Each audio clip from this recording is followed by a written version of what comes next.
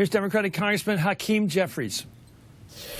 Is it ever appropriate for a president, any president of the United States, to encourage the Department of Justice to launch criminal investigations against his perceived political enemies? I'm not going to comment on that, Congressman. As I've explained previously, the President has put a team of experienced folks in charge of the Department of Justice, and we are not going to be influenced by anything other than the facts and the law.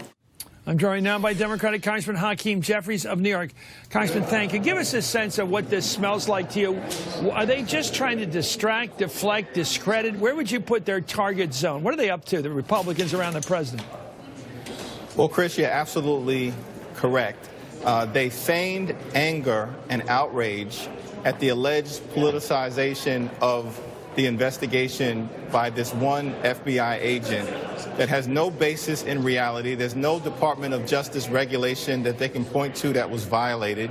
FBI agents are allowed to have political opinions and to express those opinions in a private setting. We know that Bob Mueller, who's leading this investigation, for decades has been widely respected by both Democrats and Republicans, progressives and conservatives. He's a talented law enforcement professional. He's not going to allow politics to influence this investigation. He will follow the facts, interpret the law, and that will result in whatever conclusion he ultimately reaches.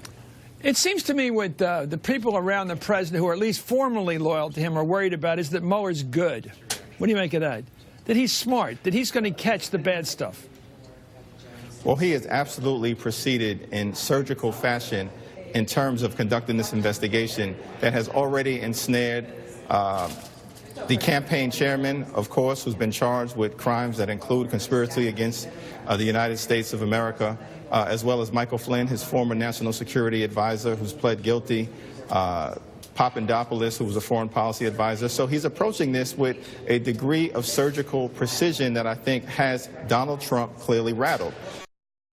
Why he's directed his allies on Capitol Hill to suggest that this is all a witch hunt or a hoax or a fraud when that has no basis in reality. Well, throughout the hearing, Congressman Rosenstein, the deputy, has said there's no good cause to fire the special counsel Mueller, and he defended Mueller's conduct in carrying out the investigation. Here he goes.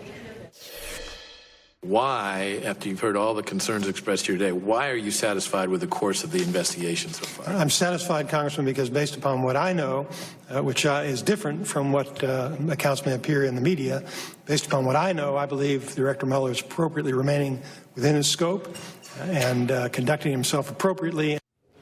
Let me ask you a tough endgame question here, Congressman. If the special counsel comes in with what is basically an indictment of the president for obstruction of justice, do you believe the House Judiciary Committee will act on that and begin an impeachment proceeding? Will they do what they're supposed to do? Right. I don't think that the House Judiciary Committee under Republican leadership will proceed in that fashion.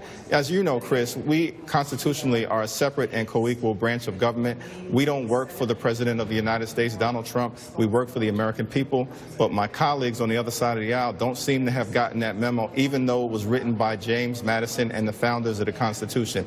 The only way this president will ever be held accountable is if the gavel is in the hands of the Democratic Party. Well, that may well be in 2019, sir, based upon what happened in Alabama yesterday. Thank you, U.S. Congressman Hakeem Jeffries.